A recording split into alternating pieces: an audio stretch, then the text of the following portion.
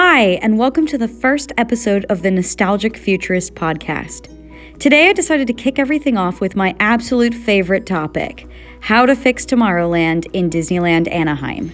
Today we're going to discuss what was once there, what is there currently, and what needs to be there, in my opinion, for us to have a great, big, beautiful tomorrow in the future. So, when Tomorrowland first opened back in 1955, it was the most scant of all the lands in Disneyland. In fact, it almost didn't make it to opening on opening day because so much time, effort, and money was put into all the other lands, and Tomorrowland was left off till the end because no one really knew how to create a land based on the future with today's technology. I think a lot of the problems that Tomorrowland had before opening day and in the first few years of the park are still the problems that we have with Tomorrowland today. It's really hard to create a land that predicts the future and doesn't become behind the times within a few months, years, or decades. So my proposal for Tomorrowland that I think is the most effective and easiest way to keep a land based in the future up to date would be to make it a different time period's idea of the future. Take, for instance, Discoveryland in Disneyland Paris. There they decided instead of doing a Tomorrowland that was our lens of what the future would look like, it's through the lens of someone like Jules Verne, a late 1800s, early 1900s industrial technology land. The best part of this is that the land never feels out of date, because just like Frontierland and Adventureland and Main Street USA, it's set in a particular time that has a finite amount of information. It's not constantly growing or changing like the future does. So the best example I can give of this type of technology and architecture in a Tomorrowland is the front of our Tomorrowland in Anaheim has the Astro Orbiter, which is a copy of the Orbitron that was originally created for Disneyland Paris. Now, there it makes a lot of sense, but here in our Tomorrowland, where things are white and blue and silver and sleek, it doesn't make as much sense. The thing is about this concept, though, is that if we could set our Tomorrowland into the lens of a past time viewing the future, it would create this fun, exciting place that wouldn't need to change all the time and feel out of date and old and ugh. Walking through Tomorrowland now just feels like 80 different ideas that were just thrown at the wall and none of them stuck. So I think that the best iteration of our Tomorrowland here in Anaheim was the 1967 update. This includes Adventures Through Inner Space, the People Mover, the Carousel of Progress had been put in after the 1964 World's Fair. I mean, the place was booming. Walt Disney said that the best idea for Tomorrowland was kinetic energy, movement, lots of vehicles. I mean, it's basically a land for Bob Gurr. So I think the best part of Tomorrowland is that kinetic energy, having there things that are moving in the sky, things that are moving in the water, things that are moving at ground level, below you, above you, around you, just constant movement. That way we have that feeling of something on the move, that chugging forward towards the future. Let's begin with Autopia, since it was an opening day attraction. This ride was basically a peek into the future of what freeways would be like. Freeways were just coming into existence at this time, and getting to drive a small little freeway in Disneyland was super revolutionary. However, for those of us today who drive on the freeway all the time, it's not quite as exciting anymore. I have an idea to fix the Autopia, which is usually everyone's idea, which is to get rid of the gas lawnmower type engines and replace them with a sustainable energy source such as solar or hydropower. Just trying to do something to update these vehicles to even what our present day standards are for things. I think this would also be a great opportunity to educate the public on reusable energy sources in vehicles. Walt Disney was a major proponent of educating the public while they were also being entertained. It's something that we see all over Disneyland, and also it was instituted in Epcot back when they were building it in the 80s. I think it would be amazing to have sleek, silver, white, electric blue vehicles that maybe even show you how the reusable power that the car uses is used in the vehicle. Maybe there's a section that's see-through, or, we get just kind of like a representation of exactly how that car is working without gasoline. The biggest issue I have with Autopia, though, is the landscape you drive through. You've got this big cement bar down the middle of the track to help keep you on, course, but the problem with that is you spend the whole time just going ka-kunk, ka-kunk, ka-kunk, ka-kunk, and you don't feel like you have any control over the vehicle yourself.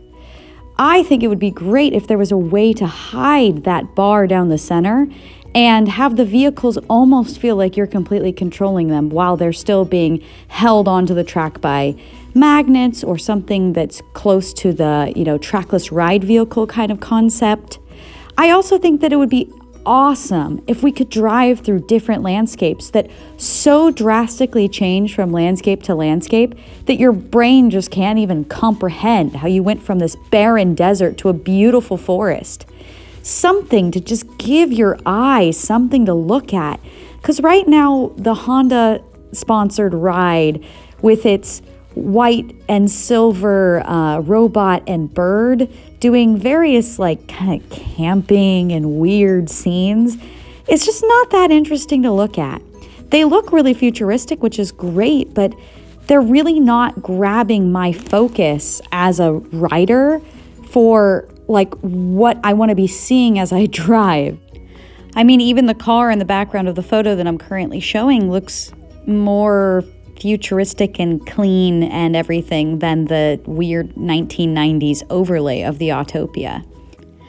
I think if we could clean up Autopia and make it an actual sustainable ride, more pleasant to the eyes, the ears, the nose, just everything all around, we wouldn't need to get rid of something that was here on the opening day that Walt Disney had a hand in. The Skyway. A ride that I wish I'd gotten to ride while it still existed, but nevertheless, I think the Skyway was a great addition for movement in the air. And since Disney World has already proven that a moving gondola system through the sky is sustainable and possible on a massive scale, I don't see why we can't try it again on a smaller scale. Now, I do understand with the age and the construction of the Matterhorn that it is really difficult to make those skyways go right back through the mountain. But Matterhorn is in need of an update and some much needed cleaning up of her old construction anyway. So I know this is a total dream and this is probably the most out there one I'm offering. But I think it'd be great to bring a Skyway back in with more updated cars, less of that bucket style and something more enclosed so we're not having issues like someone purposefully falling out of the Skyway just to sue Disney. Just things like that. I think it'd be great if we could update the Tomorrowland station and make it something of a destination just like it was in Fantasyland. And bring back that beautiful chalet that used to be in Fantasyland for years and was one of people's favorite places to board the Skyway. By far the most controversial part of Tomorrowland has been the People Mover track that has sat dormant since 1998. Now, the People Mover was put in 1967 as part of the update, and it created a beautiful kinetic energy as the little cars would trundle in and out of the rides, give you a little view of the whole land, and just create that kinetic energy I keep talking about.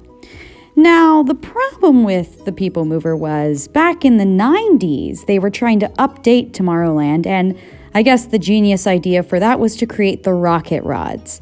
Now, the Rocket Rods was a ride where they tried to use the exact same track from the People Mover, which was a very slow-moving ride, and they tried to put a very quick-moving ride on a track that had no banked turns.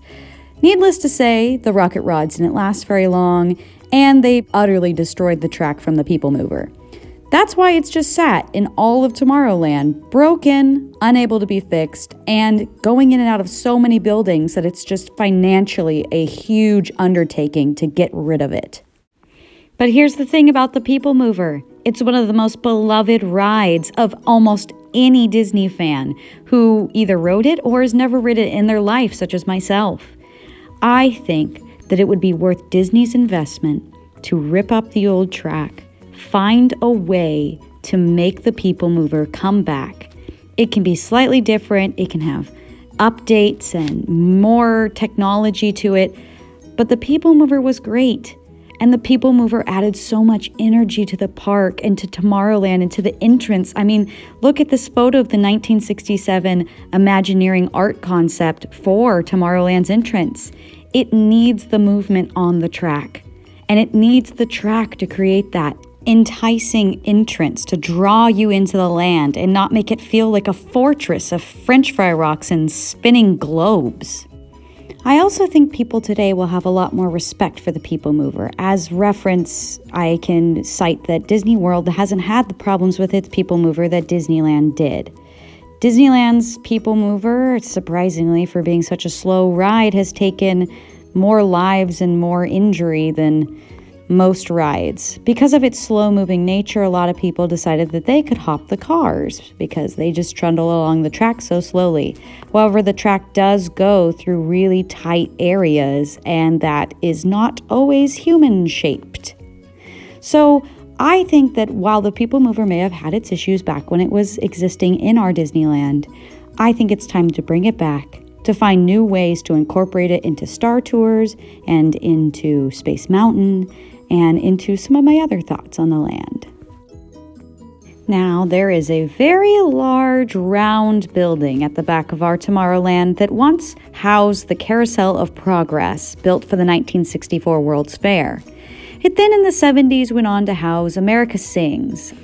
Then it went on to become Innoventions, which was the 90s version where they kind of incorporated a little bit of the House of the Future. That was something that used to sit out in front of Tomorrowland. And they also had kind of like an arcade. Then as time went on, they included things like Marvel character meet and greets. And now finally it has been Star Wars Launch Bay for years and is slowly just closing down. The unfortunate thing about the building that the Carousel of Progress was originally built in is that it was built to rotate so that the stage on the inside would rotate and the audience would be going in a different direction. And that was really cool. And to this day, I still think it's a really cool idea. However, the building doesn't turn anymore. It hasn't turned for years. And I've seen the Imagineering story. I've seen Joe Rohde picking up this building and taking it off of the Tomorrowland-like layout. But there's something about this building that I feel attached to. Something about it being built by Walt, and this idea of a rotating building still seems like super epic to me today, even with modern technology. I mean, how many buildings do you know that rotate? I think if they could somehow rebuild it or fix it to create this rotation again, it would be amazing. Now, of course, I would love to have the Carousel of Progress put back in here, but I understand that it had its time and its place, and now our production of it is in Disney World, and we kind of can't really steal that back unless they want to give it to us. So I think it'd be really cool if we could come up with some interesting type of stage show like the Carousel of Progress, but maybe something a little bit more along the lines of what we today can do with our audio animatronics that are much better than they were in 1964. And also, I think using the top and the bottom floors was super cool.